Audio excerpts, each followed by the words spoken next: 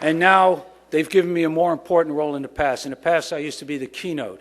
But today I get to introduce the keynote speaker, who is really a remarkable woman. I've known her since the first day I started this job, almost 5 years and 3 months ago.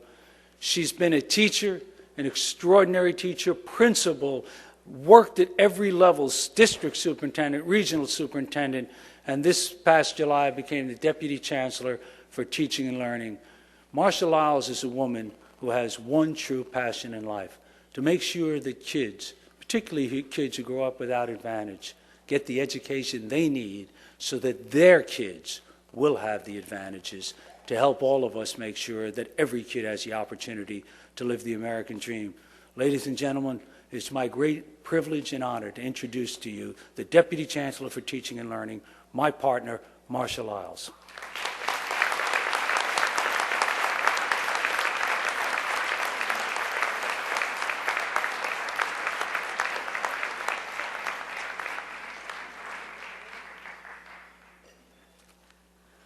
Good morning.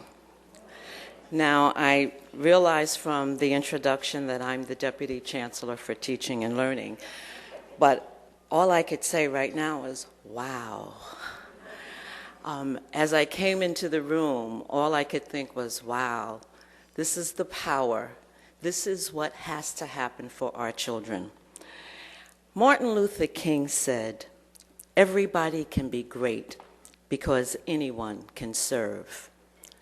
And I am here to congratulate you and welcome you and say how much we appreciate your journey to greatness.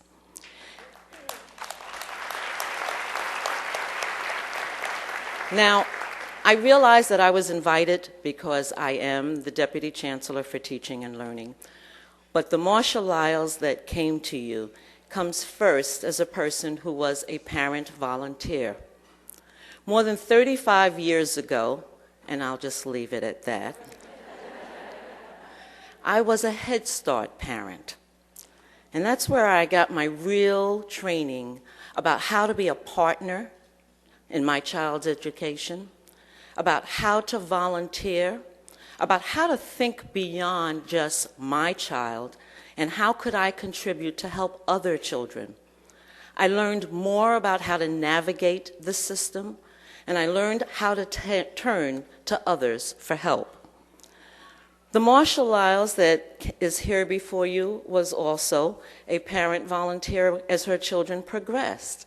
I was a classroom volunteer, and I guess to my children's regret, I went on all the trips. And the teachers knew they could turn to me, and they knew that I knew the parents in the community, and the parents knew that I was there. They knew that I was trained. They knew that I supported them, and it was a community effort, and that is what this is, a community effort. Now, I have to confess that when I went to my son's graduation and his prom, that was a little too much for him.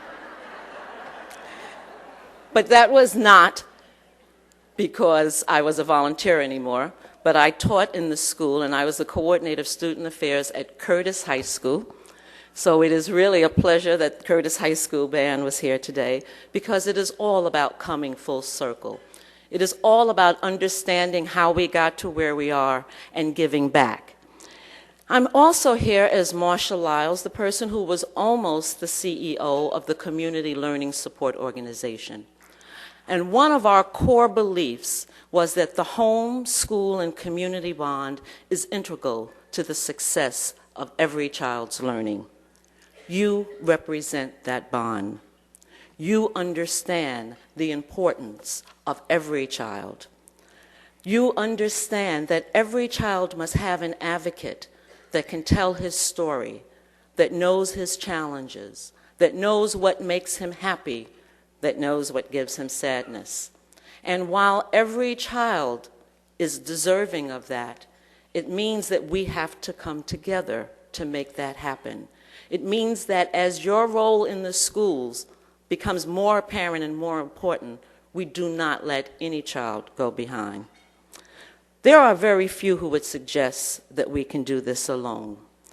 Sandra Day O'Connor said, We don't accomplish anything in this world alone.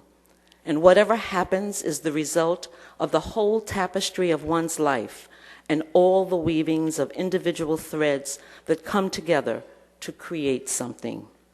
You understand and accept that our future is without a doubt linked to the future, to the success, to the achievement of every child in our schools.